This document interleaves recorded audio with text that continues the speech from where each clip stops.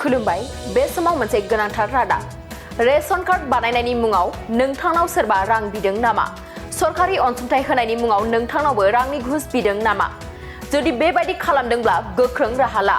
नंगौ ration card एबा सरकारि अनसुंथाइ होनायनि मुङाव रांनि घुस बिदोंब्ला थाबैनो राहा ला बे खेबाव रायजो राजाफोरखौ मदद खालामनो माखासे मबाइल नम्बर फोसावदों बे मबाइल नम्बरखौ नोंथांमोनहा नोट खालामनानै ला सोरबा सुबुङा रेशन कार्ड एबा सरकारि अनसुंथाइ होनायनि मुङाव रांनि घुस बियोब्ला फोसावनानै होनाय नम्बराव गोख्रों फोनांजाब खालाम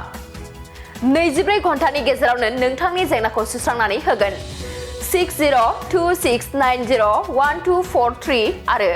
6026903418 आरो 6026903483 आरो 6026903481 नम्बराव घुसलागिरिनि मुं थं सावगारि आरो फोरमानफोरखौ WhatsApp खालामहरनो हागोन बेजों लोगोसेनो complaints.vac@gmail.com आवबो मेल खालामहरनो हागोन बेनि अनगायैबो टल फ्रि नम्बर 180034533767 एबा 03612462295 आव कल खालामनानै अजद हरनो हागोन नंगौ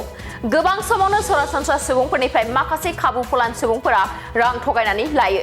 रेशन कार्ड बानायनायनि मुङाव माखासे सरकारनि अनसुंथाइफोरखौ होनायनि मुङाव गोबां रां घुस लानायखौ नुनो मोनो बेफोर जेंनाफोरखौ सुस्रांनो थाखाय आरो सरासनस्रा सुबुंफोरखौ मदद खालामनो थाखाय माखासे हेल्पलाइन नाम्बारफोरखौ फोसावदों रायजो सरकारा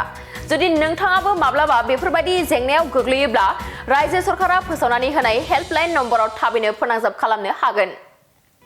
खुलुमबाय बे समाव मोनसे गोनांथार रादाब रेशन कार्ड बानायनायनि मुङाव नोंथांनाव सोरबा रां बिदों नामा सरकारि अनसुंथाइ होनायनि मुङाव नोंथांनावबो रांनि घुस बिदों नामा जुदि बेबायदि खालामदोंब्ला गोख्रों राहा ला नंगौ रेशन कार्ड एबा सरकारि अनसुंथाइ होनायनि मुङाव रांनि घुस बिदोंब्ला थाबैनो राहा ला बे खेबाव रायजो राजाफोरखौ मदद खालामनो माखासे मबाइल नम्बर फोसावदों बे मबाइल नम्बरखौ नोंथांमोनहा नोट खालामनानै ला सोरबा सुबुङा रेशन कार्ड एबा सरकारि अनसुंथाइ होनायनि मुङाव रांनि घुस बियोब्ला फोसावनानै होनाय नम्बराव गोख्रों फोनांजाब खालाम 24 घन्टानि गेजेरावनो नोंथांनि जेंनाखौ सुस्रांनानै होगोन 6026901243 आरो 6026903418 आरो 6026903483 आरो